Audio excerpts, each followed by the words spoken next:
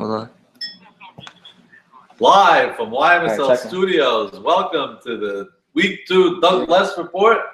I'm your host, Bobby Moravia, with to my left this time, NRJ. This is where I belong. Now I feel like this is the way we've been doing it for years. Bobby, what a week. What a week in the YMSL. Norman, it's hard to believe we were 1 out away from having second consecutive splits across the board, which would have been, last week was a phenomenon to begin with. And right. It would have been an unbelievable story. And we're going to, as a matter of fact, we're going to start off with that game. But so many storylines this week, which we're going to get to. Yes, every field had something unique. Every field had some sort of dispute. And, you know, it's just very, very funny how this all played out. So why don't you walk us through it? Where do you want to start? Well, we're going to the feature game of Memorial 1. Okay. We're going to shoot over across the parking lot to Memorial 3, where the second consecutive splits across the board. Where Memorial 3, I don't think we've ever started on Memorial 3. Where we had the Astros, not the Maurice Havers Royals versus Leonard Skinner. Yes. And we both basically didn't give Leonard Skinner any sort of shot. No, I mean, I thought they were at an inherent disadvantage because they had not played yet. The last time we had the league with byes was 2 years ago, and I was the Expos, and we started off very slowly because we had the week 1 bye. I felt it was a factor. So I thought that they would be a little slow, a little sluggish. Well, we also thought that on paper they're the weakest team, and with starting the season without A.B. Saka. So that was definitely another thing. We just really did not give them a shot. Off the record, a couple of members of that Leonard Skinner also thought they were going to get swept. You know, so yeah.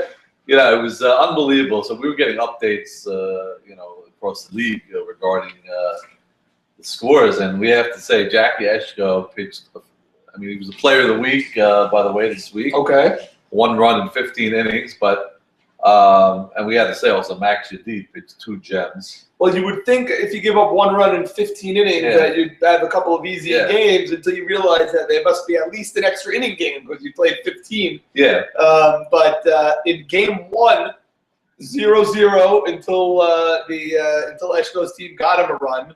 And what I didn't know about this game, what I just found out tonight, is that when Haber's team had a chance to tie the game up, Jimmy Malak was leading off. Did you know this? He rips a double, and he slides headfirst into second base, but never gets to second base. Oh, yeah, I heard he stopped like 6 feet short. So it was like a Willie Mays Hayes type of thing where the guy goes, come on, and tags him out.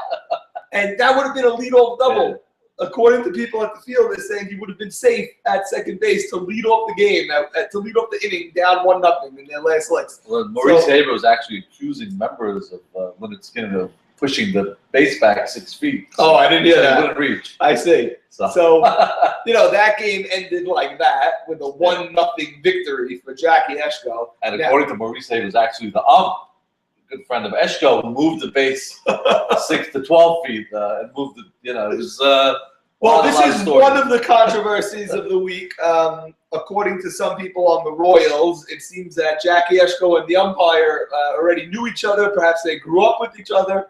Eshko tells me that he's 30 years older than the umpire. He did not grow up and go to school with this guy. I mean, I don't know what the big deal is to have dinner with the ump the night before. It's not really a major thing, but.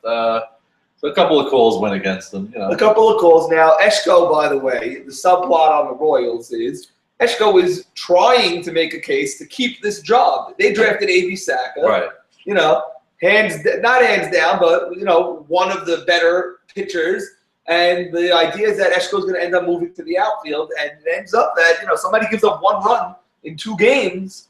It's pretty hard to move that guy off the mound. Well, I always thought Eshko mentioned the offseason he was not interested in pitching 2 games. He was rather get into the situation with a Bawabe and 1-1 or whatever the case may be.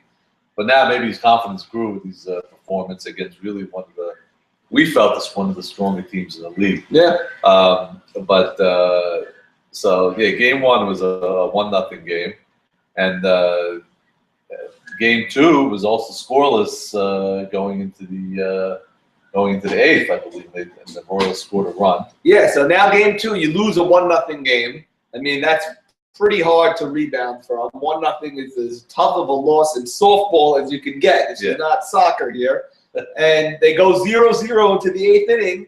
And Haber's team actually on Maurice Haber's sac fly to right field scored a run to go up 1-0. So now you're in the 8th inning. Haber's team, even though you lost, you only gave up 1 run all day. You know, you only gave up that 1 run in game 1 all day long. All you got to do is get 3 more outs. And Maxie Deed on the mound pitching, a couple of gems over here.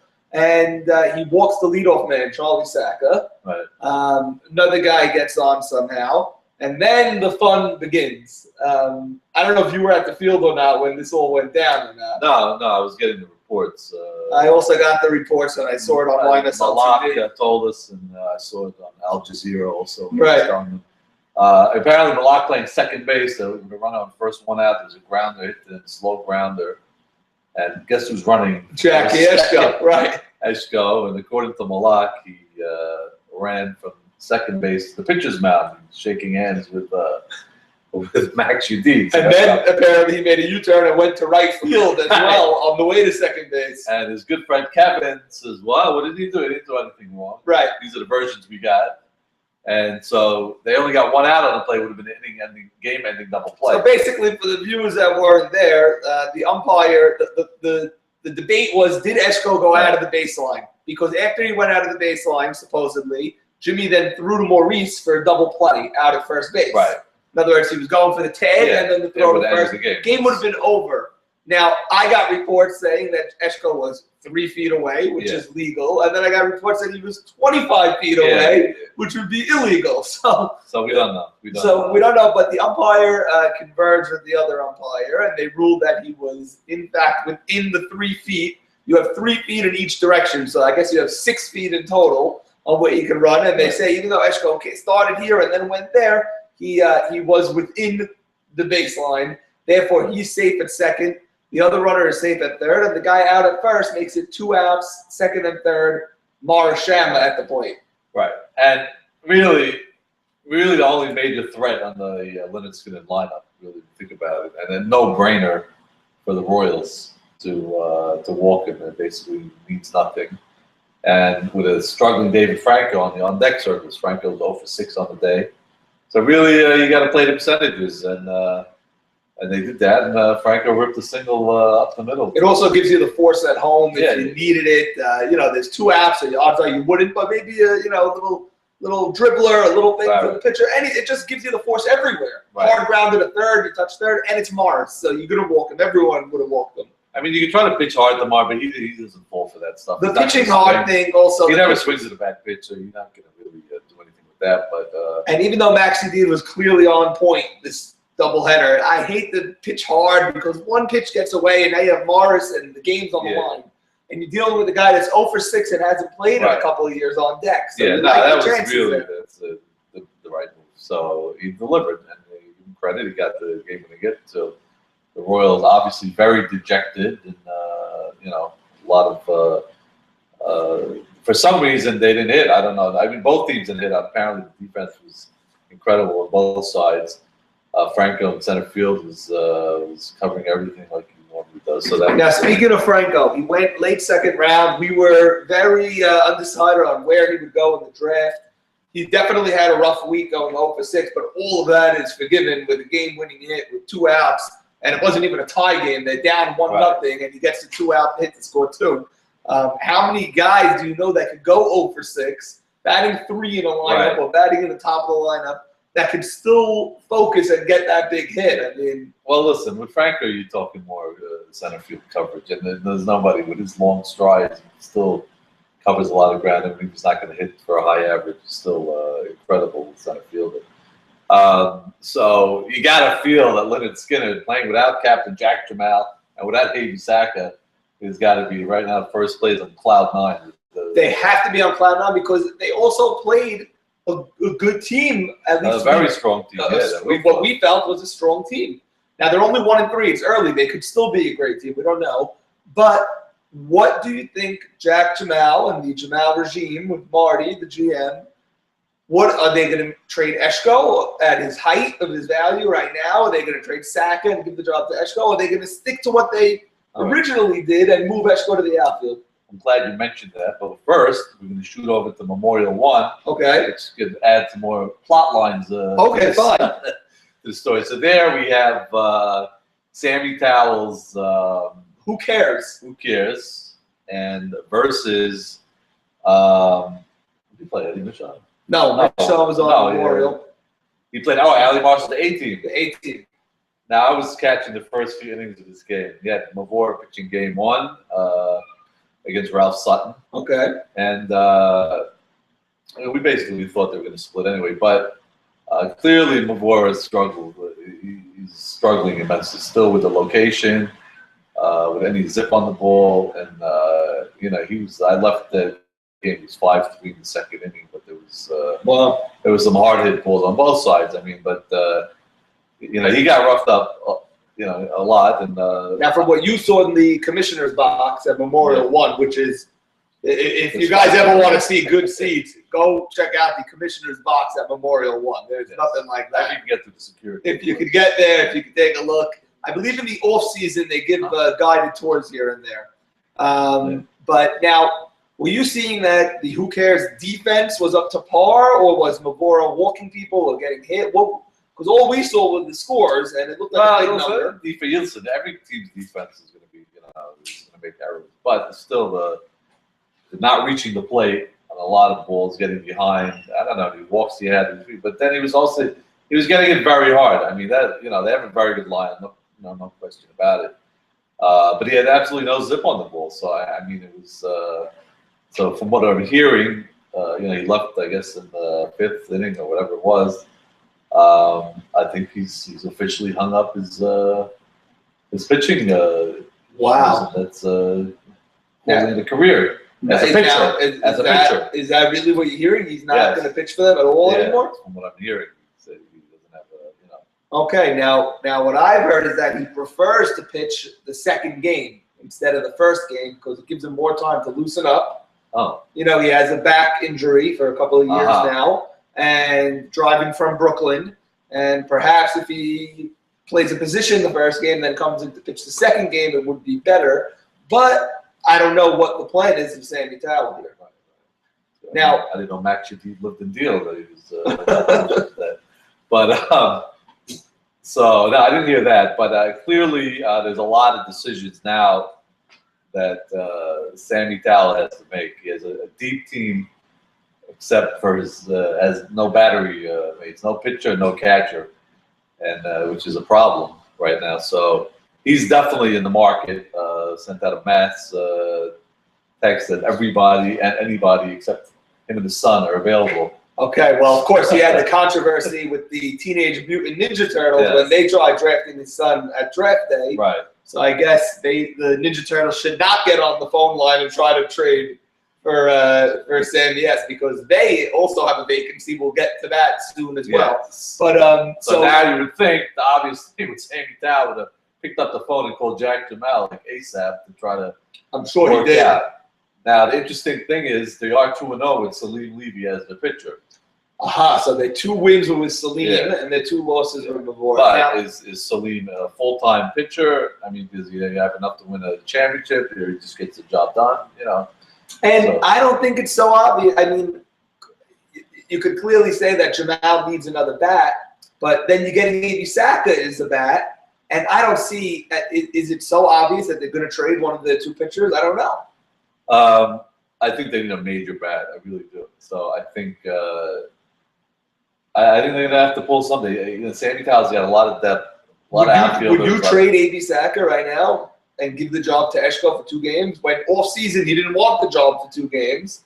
Yes, he pitched 2 great games, but it was only 1 week. If you're Jamal, would you make that move right now? Well, really, you're probably going to get a much more in return for A.B. Saka. For sure. So, I guess that's the other side to look at it. But again, who would Sammy Towell give up for A.B. Saka? He's not going to give up, his Irvin Cohen's. I mean, but Mavor will be in any deal, I assume, and he's still a bat. But then what do you do? Like, why would you pick up Mavor to do do what? If you're on a Because team that- Mavora could, even if he's not pitching, he could still bat in any lineup yeah, but in a real spot. Yeah, so I mean, they have their team pretty much set. I think. Does he have an outfield position if they get him? I mean, I don't think he's ready to be a full-time DH. Right.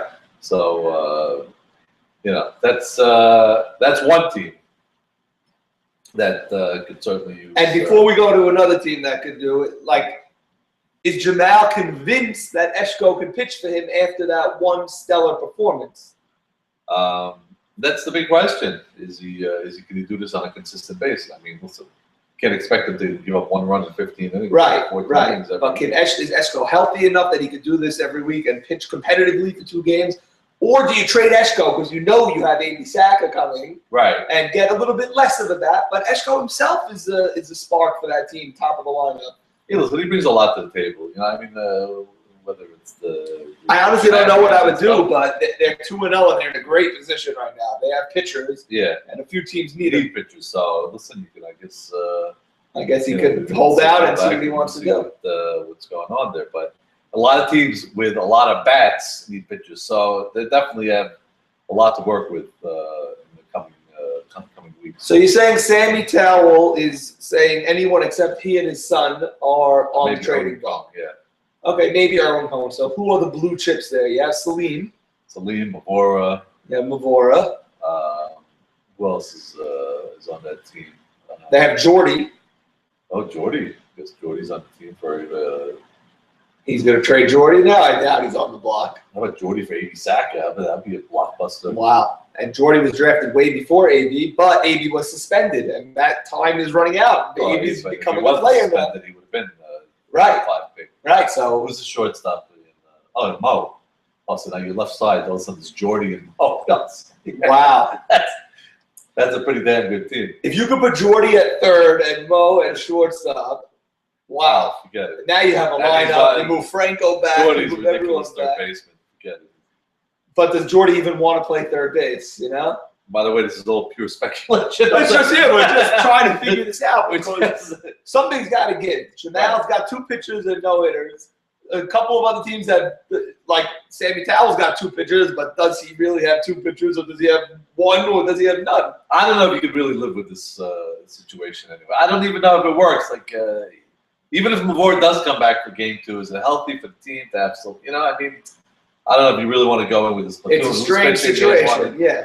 You know, they had it last year on Nathan's team with Salim and Mavor, and who knows what was going on. You don't know who's coming in, who's going. But the good news is they're not 0-4. They're 2-2 like everyone else. They're 2-2.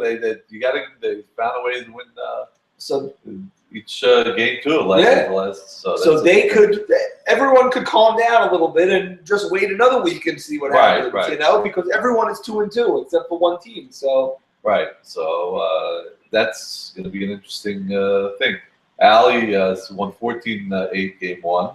wow. And they got we talk a lot about their team, veteran team, a lot of bats. And It's funny. We were saying that Ali, at least I was thinking they have Ali, they have JT, but they don't have much else beyond that. But if they scored 14, it's a bracket still. It's David Richie. Who else? You have, they got a lot of bats. Ahmed Dweck. I mean, listen, they have. Really, Ralph Sutton's hasn't shown me really that much that he's put people away. But but again, they're right in the middle, 2-2 with everybody else. So you can't say anything about that. But now let's shoot over to Fireman's West. sure, the playground. With the Angels, also another team we're very high on. A tremendous amount of talent. And Teenage Mutant Ninja Turtles. Trader Jack at the helm in this game. And of course, Mikey on the bump. Game 1, Turtles jumped out to a 2-0 lead. But a very heated contest, by the way. Oh, yeah? Yeah, a lot of bickering on both sides.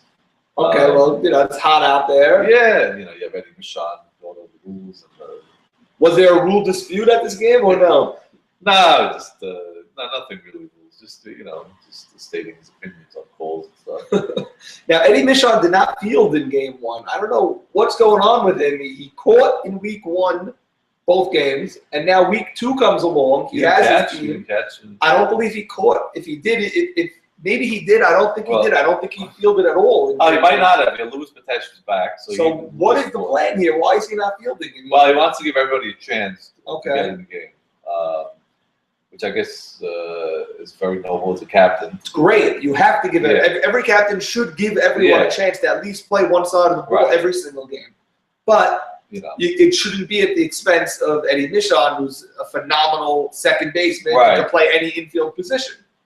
In my opinion, I think he's got to be, assign his team to the roles that are, best. It's funny you mentioned that. He did play short center game 2 and made 3 errors in 1 inning. I know. And I showed up to that game on assignment, and he told me I made 3 errors just now in 1 inning, but maybe it's because he didn't field the first 3 games. He caught 2 and then he DH'd. Right. So, he might have been a little rusty. He's definitely strong suit. I think he should be playing third, and Wassler should be playing short center. I think that would give him the best team. Obviously, they have John at shortstop. Second base, I forgot who they had there at second. But this team's big move was putting Sam Michon in the outfield, and he seems to be Sam Michon playing great center field. Great center field, and hitting the ball really well. He's having a major comeback here. Albert Gamal left, Louis Franco right. You have Nemi hitting tremendous this year. Nemi looks good, man. Nemi dropped a few pounds. Nemi hitting the whole fields. So, they're like we mentioned, their team is stacked offensively. The big question, as we said all along, was Moses on the bump. Yeah. I was there for this game. They're winning game 1. They scored. It was 2-2 going. It was 2-2 late. Yeah. Late. They scored a couple of runs to take the lead. On the bottom of the 7th, they got one guy on, maybe a couple of guys on, 2 outs. Moses trying to put the game away. Pops his shoulder, screams in pain. It's unbelievable stretch of just bad karma on Moses. And the great thing about Eddie Michon's drafting is he got a closer or a backup just in case. And Bawabe came in.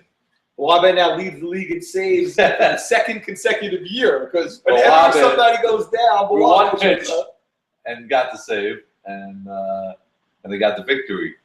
And Moses really was dejected. I think he had some tears coming down. You gotta feel bad. Anyone that sees Moses ever outside of softball knows that he's only thinking about softball and he lives for this. And he's in the league a good 35 years now, maybe 40 years already. So, we don't know the extent of the injury. The first reports are it was just tendonitis, maybe been stretched for the cold weather, whatever the case may be. But he's definitely out this week. But again, it could be 3-4 weeks, who knows? And just a tough loss for Moses. And then game 2, TMNT, they had to rebound, and they had to get the team. Again, they were blowing off steam. A lot of. Oh, they did suffer an injury game 1. Yeah, they had Heidi Shadley leave early in game 1 with a calf strain. Yes. And they're saying it's a grade 1 calf injury and that Heidi will be back this upcoming week, according to reports. Yes, he's listed as day-to-day, as Vin Scully likes to say. Aren't we all? So what they did was they moved Jacob Jigga Cohen to third base. It's another story itself. Yes, so we'll get to that. But basically, they were shorthanded immediately because Heidi's their cleanup hitter and their third baseman. Right. So, he's the big chip for the Turtles. And, they think the world of him. They think he's Superman on both ends. And when he leaves... It's funny, he thinks of that too. Yes, he does. And, when he leaves the field, that's a big hole for them. They did rebound in game 2. They were down early. Who's having a good year at the plate is Mikey Shalom. Yes. He's hitting very well, and he had 2 hits in this game that gave the Turtles a lead. Got a couple of 2-out hits. A couple of 2-out hits down the left field line, and the Turtles won a high-scoring game. What was the final score? 10-7 or something like that? Yeah, something like that. So the Turtles salvaged the split, but very late in game 2, Jigga Cohen playing third base fielded a ground ball. broke his finger or broke his hand. I mean, we talk about Moses with his bad luck. I mean, Jacob Cohen, second consecutive year, in week 2 suffers a season-ending injury. I mean, I think it was week 1 last year. But I think it was a hand injury also. Was it? I don't know, but it's a shame. Might have been right field last year, but unbelievable. So now they've been scouring the waiver wire, trying to find a replacement. Versatile kid can play numerous positions, so they're gonna have to try to find somebody to fill those shoes. And so I'm sure they're having their tryouts and their combines and trying to figure it out. And Trader Jack has been working the phones again. As always. I mean, now what is Trader Jack in the market for now? What is he?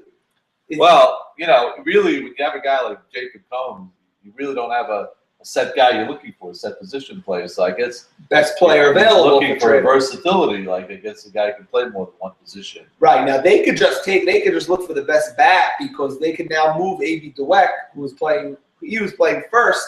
They could just punch him right into right field where Jacob Cohen is playing. Yes. And then you get a guy to play first base. Meanwhile, they already have Norman Gads, who will see increased time there.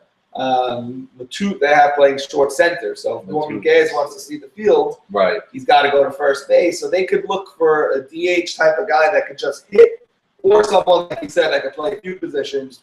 Or if they're really concerned about Jaime, if this is a lagging thing, they might want an infielder that could, cover third base a little bit. Right. I don't know. It sounds like a Sammy Insane Sutton type of. It does sound like a Sammy Insane. I mean, a versatile. What about RB?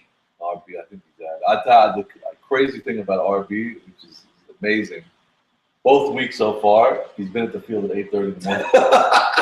Now, I was in a World Series against RB where he couldn't play because he showed up late. Yeah.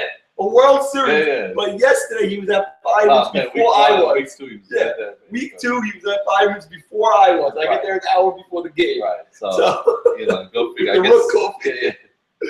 I guess the pressure of not having to perform, he just wants to be as a fan. I mean, he does have a lifetime pass for all these years. But is RB official? Did he sign his retirement papers, or he's doing the Bernie Williams? No, he's done. He's done. Yeah, he said he's enjoying his retirement. Okay.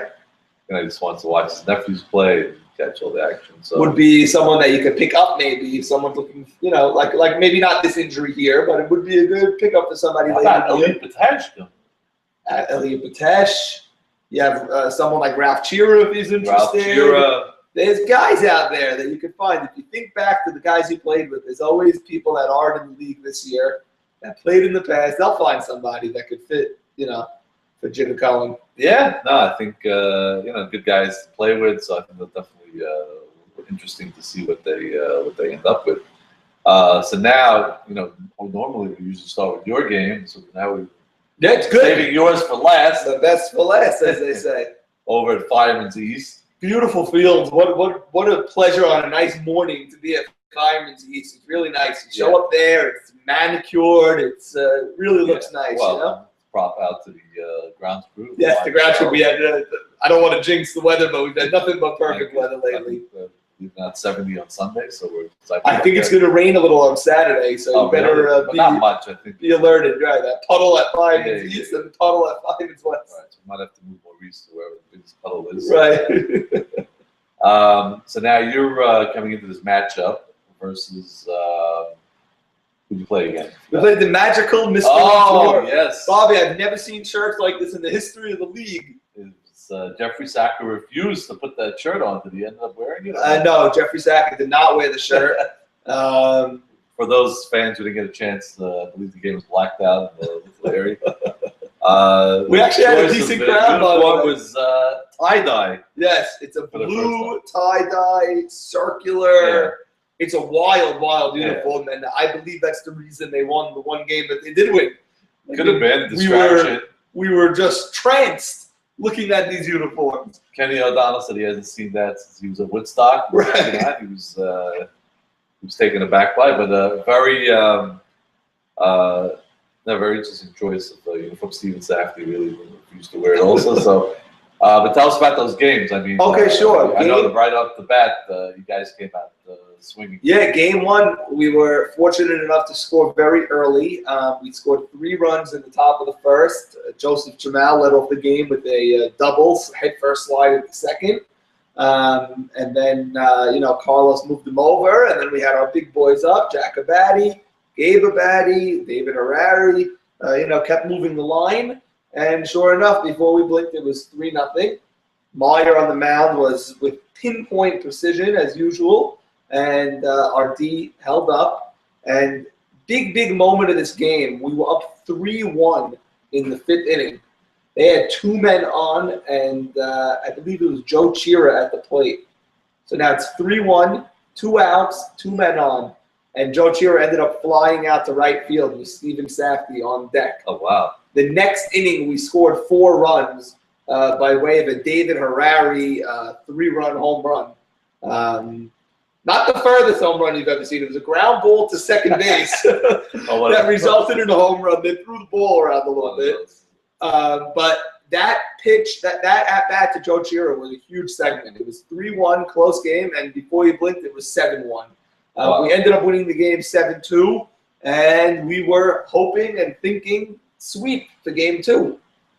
In game 2, Jeffrey Sacker would have none of it. He gave one of his classic 1992 in his prime, maybe threw 45 pitches the whole game. He was dominant, really dominant, throwing hard, having no trouble, no signs of his age or his breaking down until he got onto first base. Yeah, well, interesting you mentioned that, because I know there's a little gamesmanship on your part. Yeah, I'll walk you through it if you don't mind, because I was very surprised at Jeffrey. Here's what happened. This was a 0-0 game, and it stayed that way until I would guess around the 4th inning or so. In the 4th inning, Meyer gave up a couple of runs to the bottom of their order. He big walk to Labo, and then Jeffrey actually got a big hit. So they went up 3-0 in this game. And even though it's softball, it seems like a small lead, Jeffrey was really zoned in, and it seemed much bigger than what the scoreboard said. So it's 3-0. Now later in the game, Jeffrey's on base, and in that inning where they scored the 3, it was Charlie Citron, Labo, and Jeffrey who got on base. So Max saw what happened in game 1, that we're not going to give up a lot of runs. He saw that that was his opportunity to score. He pinch ran for Charlie Citron. Next guy gets on Labo. He pinch ran for Labo. Next guy gets on Jeffrey Sacker. He pinch ran for Jeffrey Sacker. So now, yeah, so I told Max, that's it. You're done with your runners. He goes, I understand. I'm taking my chance right now. That's a conversation we had at the time. So, okay, that's his decision. He chose not to save his runners for later in the game. That's it. The rule is you get 3 runners. Now, later in the game, Jeffrey's on first base, doesn't announce anything, nothing, just walks off the base and lets his slotted runner, Stevie Kornman, speedster, go on to first base. Now, I noticed that they're both in the field, therefore one cannot run for the other. Right. So I said, no, you're not allowed to use a runner for 2 slotted players that are both in the field in the same game. So Jeffrey has to run. Max tells me, yes, I know, I told them that. Okay, fine. Jeffrey decides that there's some unwritten rule that pitchers are allowed to get unlimited pinch runners. So I said, no, that's not, there's no written or unwritten rule like that. And either way, we're going to stick to what the written rule is, the rule we all know. Right. I believe his, what he was trying to say is, okay, fine, we're at pinch runners. So you have the right to choose anybody on the team to run. Yes, that's what he said. So I said, I choose you to run. There's no reason you can't run. Why can't he run? So he decided that he's injured. Right. So I said, oh my God, you're injured. Here's my phone. I'll call Hatzalah for you right now, but don't think about getting back on the mound if you're injured. Right. So I don't think I'm wrong about that. I mean, you can't use your runners early in the game, then decide, oh, I'm injured, I can't run, so I'm getting another runner, but then go back to the mound and pitch. Not fair. Right. So that was the gamesmanship back and forth. I'm trying, I have slow runners on my team. I'm not the fastest guy. I have a bunch of slow guys. I have to figure out when am I using my runners. Right. I have to save one for Meyer just in case he gets on later because I don't want him running later. And you know what? Down 3-0 with this guy pitching a perfect game, I don't mind him running from first to second a little bit. Why not? So Jeffrey, bottom line, all that nonsense aside, he pitched a phenomenal game. He's a great pitcher. I think he's probably the best pitcher in the league.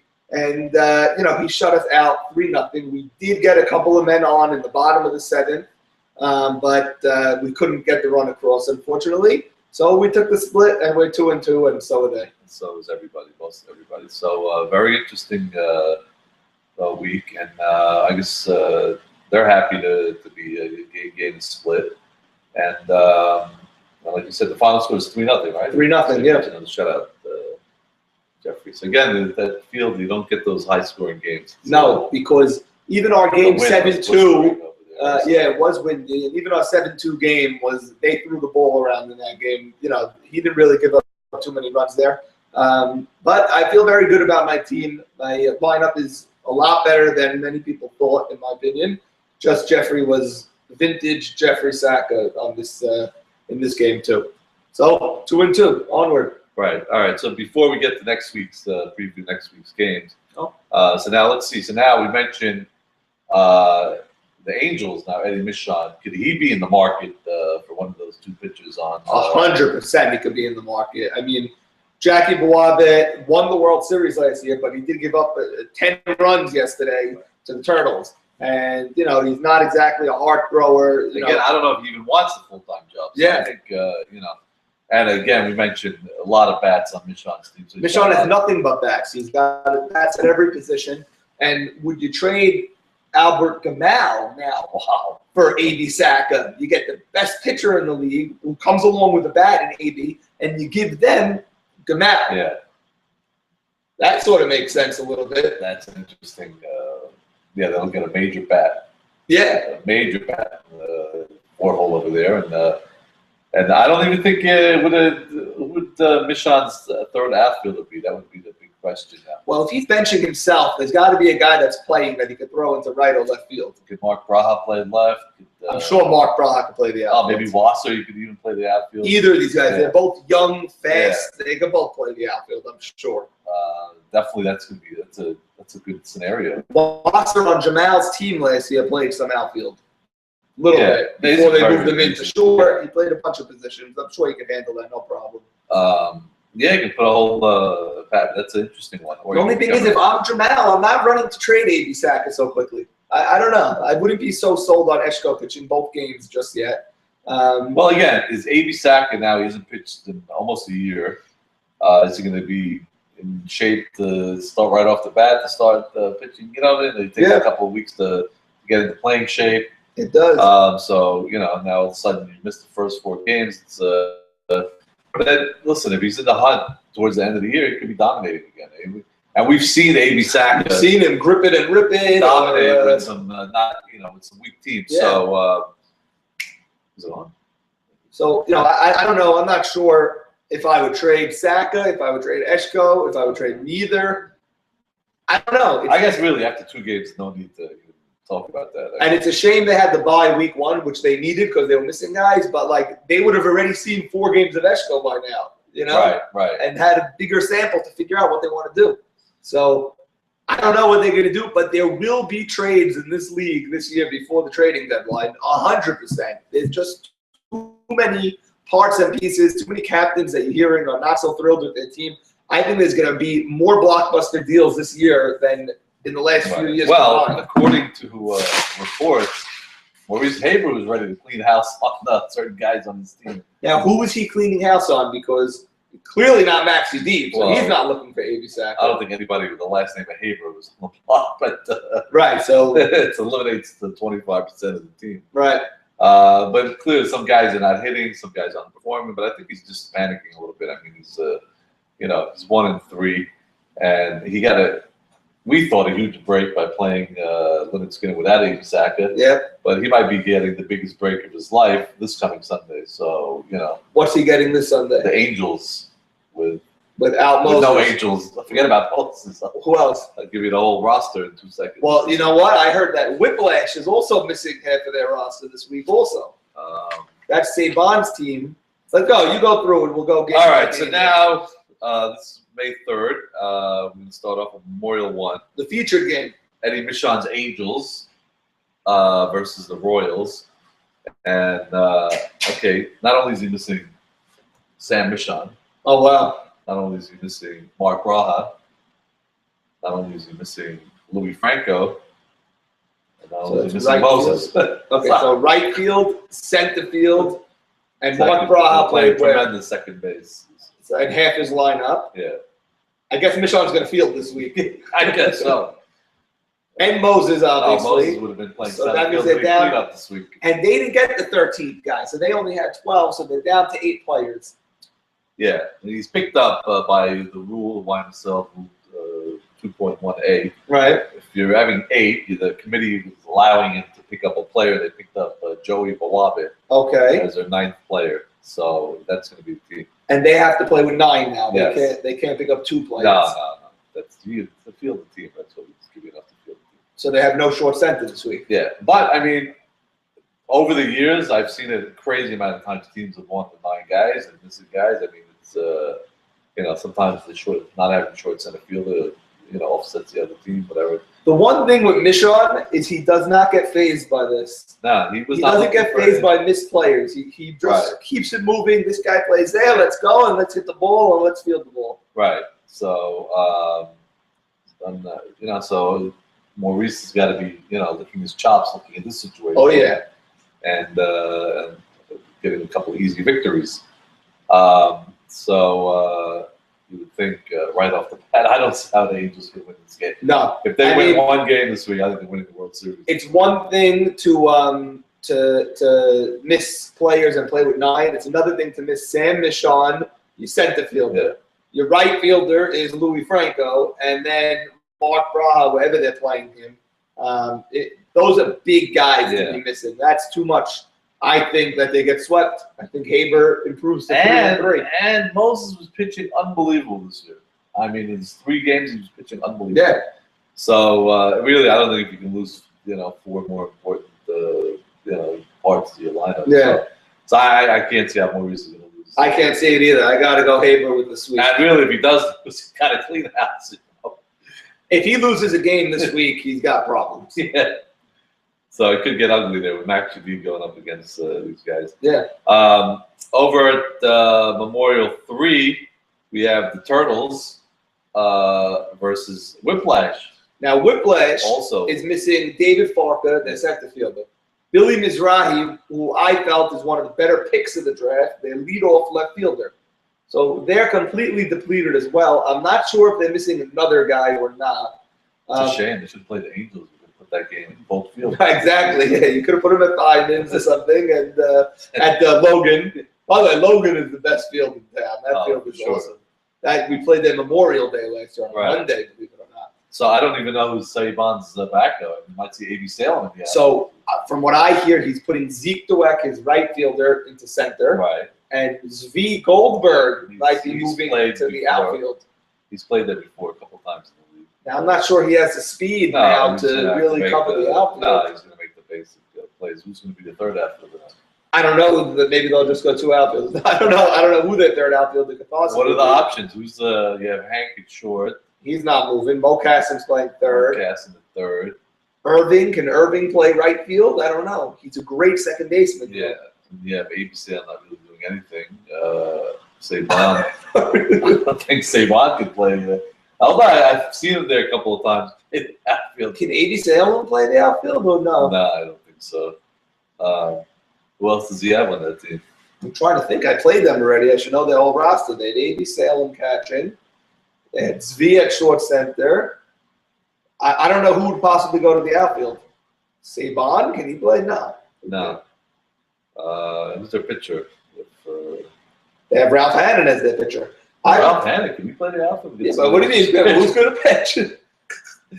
I don't know, man. It's going to be I would ask Irving if he could possibly play the outfield because he's got to have speed, Irv. And I don't know if he's comfortable out there, but I would start there. Maybe Zvi, Zeke Dweck, and Irving, left to right. I don't know. Wow. It's a problem. There's no way Whiplash can win a game.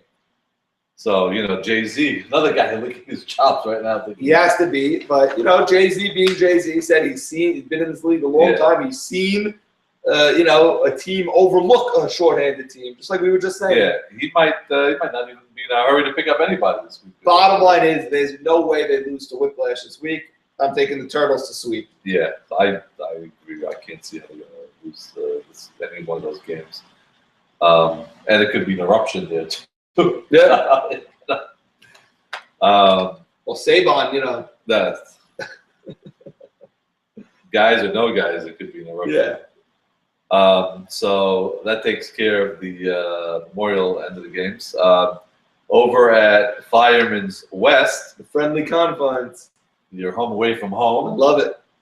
Always a big standing room only crowd for when you guys play there. Oh yeah, my daughter will be coming. A lot of the kids will be showing Speaking up. of Jamal's, Yes. broke an all-time Jamal record Oh last my week. God, we had everybody there last And week. RVJ, Paulette, Yes, Sally Paulette. was there for a little bit. And but Sally was there. By the way, Paulette does not come to many games during the regular season. She usually buys the playoff pack, but she's very excited about Chucky Abadi being on the team and but playing she's catcher. saving a lot of money because she would have to usually buy Yes. different packs. Now she only has to buy one. Exactly. And But she said, I don't believe that Chucky at 61 is catching. I need to see him with my own eyes. And she did show up. I said, he's catching. Come see it for yourself. And she did. And she saw a heck of a game. yeah, so that's a big crowd expected over West to go against the first place, Lynn Skinner. Yeah. Interesting. Yeah, this is the first game where everyone's fielding a full team. I mean, I wouldn't have minded if you told me Franco and Mark Shamma are not coming, but I guess I got to play a full team. Yeah. But no A.B. Sacco. We're facing Jackie Eshko, Well, who is fighting for Cy Young, Jackie Etchko. Cy Young, fighting for a full-time gig. So, it's not all it's cracked up to be, I guess, This is going to be now. This is a big matchup all of a sudden. Oh, yeah. Now does Lynn Skinner come down to earth? Do we think? This is Rockford Peaches. I think it's going to be an extremely low-scoring game. Okay. With the two offenses, and That might play into their hands more than it plays into my hands, coincidentally, ironically. right. For years I would have loved the low-scoring game because I felt, that's how we were built. But this team just won a 1-0 and 2-1. I don't think I ever won a doubleheader like that. Right. So I am going to the Peaches bandwagon this week, okay. and I pick a sweep. No way, really. Yes. I hope you're right, Bob. I really hope you're right. And it's funny, you picked 3 sweeps so far in a season where there's been 1 sweep, 2 sweeps. Well, No, just 1 sweep all season. Well, it's depleted rosters. It's kind of hard not to. Right. I just think Lynn Skinner's going to, sort of come down to earth a little bit Okay. and get back in the middle of the pack. I really hope so. I mean, they have a great roster. Plus, that Fireman's West is tremendous home court. I love it there. It's long overdue. Week 1 and week 2, I was all over town. Right. East and Memorial. I'm happy to be at Fireman's West. It's such a nice field, by the way. The playground right there, I love it. So, what else we got? I'm not making any predictions on my team, obviously. All right, so now the A team on Fireman's East, Alley's A team versus Magical Mystery Tour. Wow, so Magical Mystery is on Fireman's field. East again. Wow. Now that's unique because Alley played at week 1 also. So we got Jeffrey Saka going up against Ralph Sutton. Oh, this is going to be a tough one. This is going to be a tough matchup. Magical Mystery, very strong team, and I'll tell you, you saw last week their outfield, the speed of their outfield, very, very fast, is incredible. Yeah, I mean, really, and that's a big outfield at Fireman's East. Yes, they have Zach and they have Chira. They're very fast in the outfield. I mean, really, nothing falls in. I mean, it's just and we might mention Elliot Zach played incredible infield last week. Second. He played. It's funny because when they went 4 outfielders, he made a catch in the gap also. Right. So he's a versatile player. He's a good guy to have on. Who played right? Steven Safety. Steven Safety played right.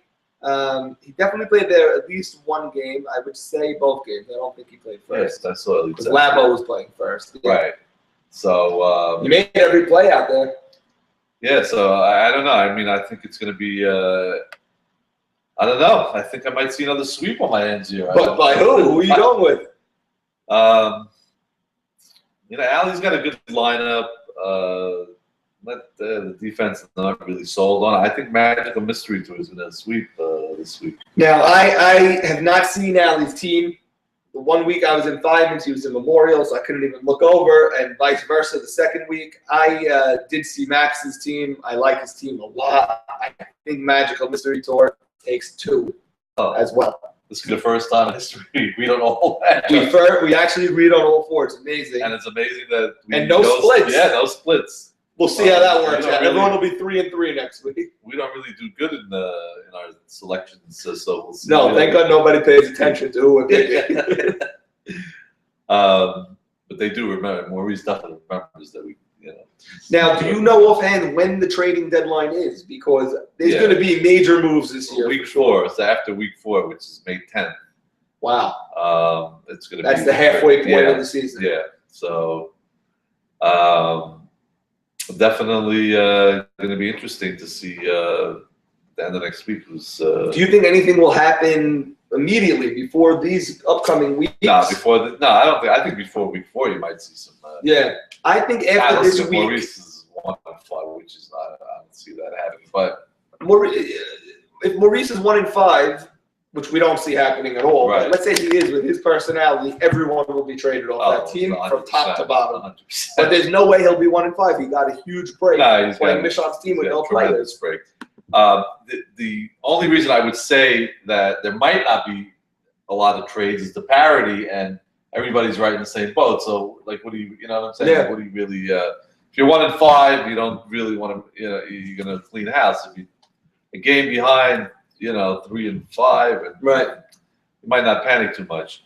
Again, the way the playoffs scenario is, it's 6 out of 8 teams, 6 out of 9. 6 out of 9, and the first 2 get by. So I mean, it's I mean, there's 2/3. It's not so hard to get in, but it'll be an interesting tiebreakers if this keeps up the rest of the way. Yeah.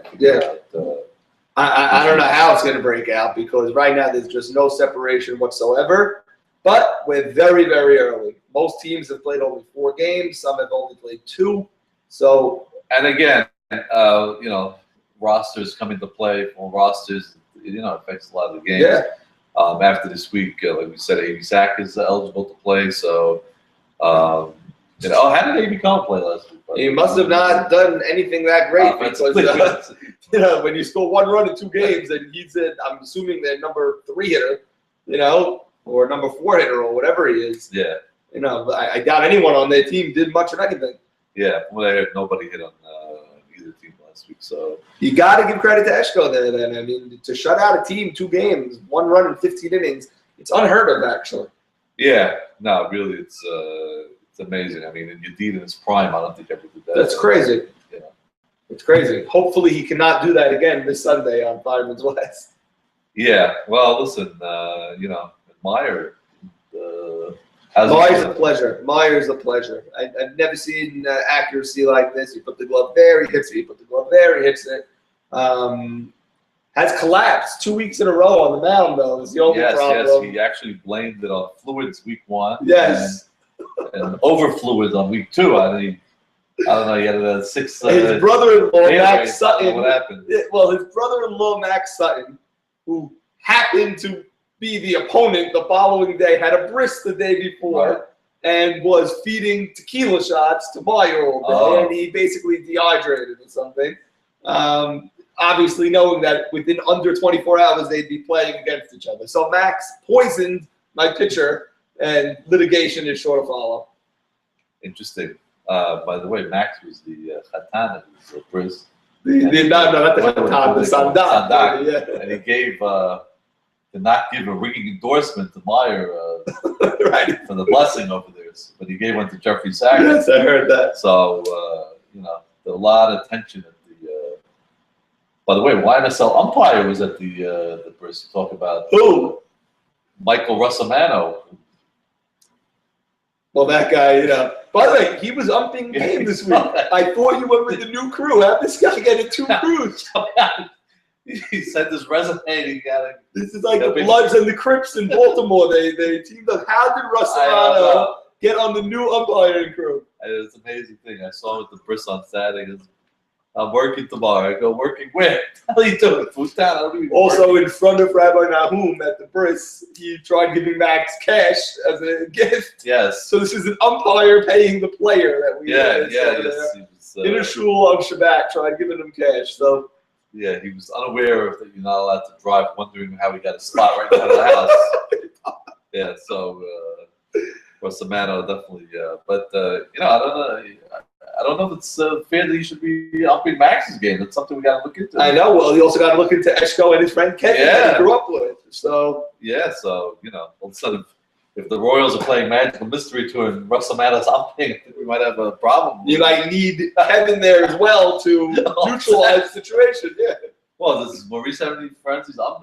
I'm sure he has some friends. I'm sure. I don't know who, but the old crew wanted to murder him. But yeah. So I don't know. It's going to be it's amazing how in a couple of weeks they already figured out Maurice Haberton. Yeah. It's not the toughest code to crack there, Bobby. So that's it for week 2 recaps, and it should be another exciting. I can't wait. Week, and you know, who knows? We could be way off and have. I'm sure we will be. We always are. All right. Thanks again. All right. Thank you. Seeing everybody next week.